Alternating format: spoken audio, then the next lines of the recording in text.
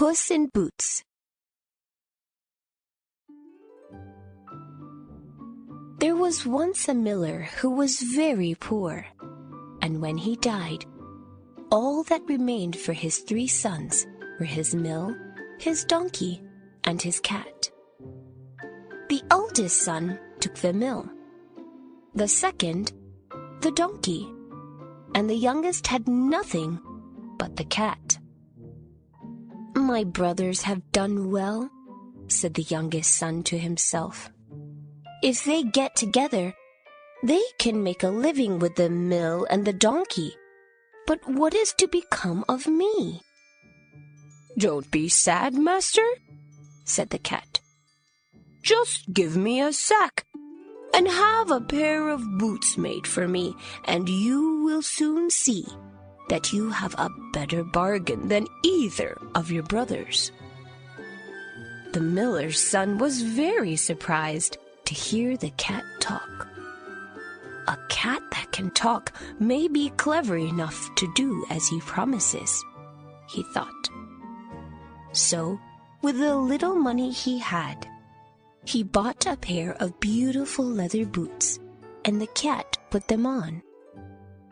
"Well now, Puss in Boots, what are you going to do?" asked the young man. "Wait and see," replied the cat, and he swung a sack over his shoulder and set out into the woods. The cat hid himself by a rabbit warren and soon tricked a silly young bunny into his bag. Then off he went to the king's palace. Once there, he demanded to see the king and was escorted into the throne room. "Your Majesty," he said, "I have brought you a present from my master, the Marquis of Carabas." This was the title he had invented for the miller's son. When he saw that the king was pleased with the rabbit, Puss caught other small creatures, such as hares and partridges, and gave them to the king, pretending that they all came from the Marquis of Carabas. Naturally, the king began to feel very friendly towards the strange nobleman.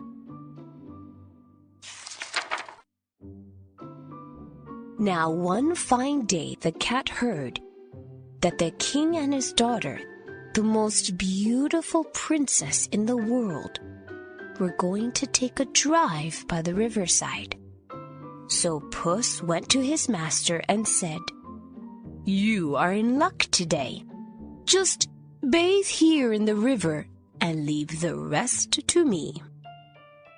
While the miller's son was bathing, the royal coach came by and the cat began to shout, "Help! Help! My master, the Marquis of Carabas, is drowning!" Seeing that it was the cat who brought him gifts, the king ordered his royal guards to save the Marquis. "Thank you, your Majesty," said Puss. "But what shall my poor master do now, for a thief has stolen his clothes?" The king was very sorry to hear this, and at once offered the young man a suit of fine clothes.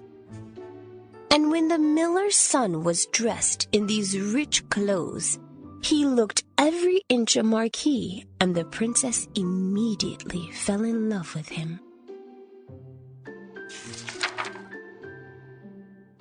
The king then invited the miller's son to ride with them back to the palace. So the young man stepped into the carriage and sat beside the princess. Meanwhile, the cat hurried on ahead. He stopped when he reached a meadow where a couple of mowers were working, and he called out to them, "The king is coming this way. Tell him that this meadow belongs to the Marquis of Carabas. Do this, or I'll have you chopped up as fine as mincemeat." The mowers were so frightened by the cat's fierce face that they did as they were told, and Puss hurried on and ordered the reapers, plowmen, and woodcutters to do the same.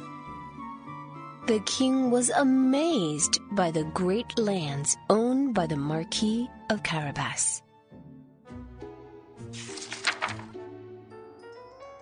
Now, the fields really belonged to an ogre who lived in a nearby castle. Puss knew about the ogre and called at the castle door.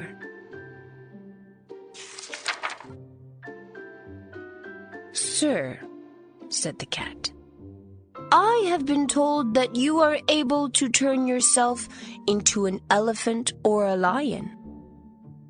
"Indeed I can," said the ogre proudly.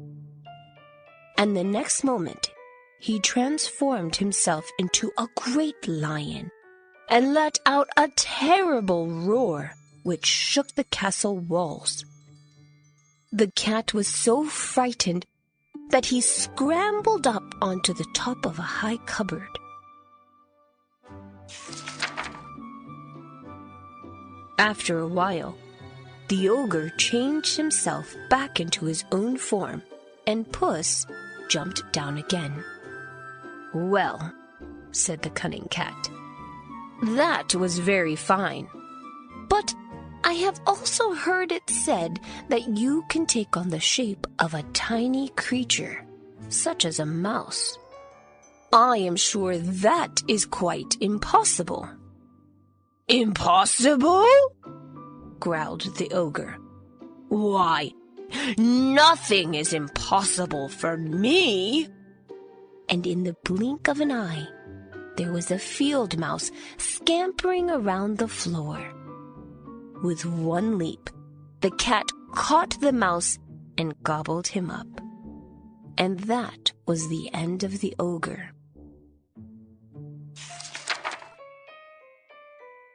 Meanwhile, the king had seen the castle and decided to pay a call on its owner.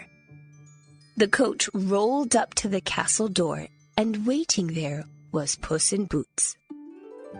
"Welcome to the castle of my master, the Marquis of Carabas," he called. The king was delighted to hear that his friend lived in such a splendid castle. The young man invited the king and the princess into the great hall, where a feast had already been prepared by the ogre for his friends. Fortunately, they did not arrive. When they had finished eating, the king declared that, since the Marquis and the princess had obviously fallen in love, they ought to get married. This they did, and lived happily ever after. As for Puss, he lived off the fat of the land until the end of his days.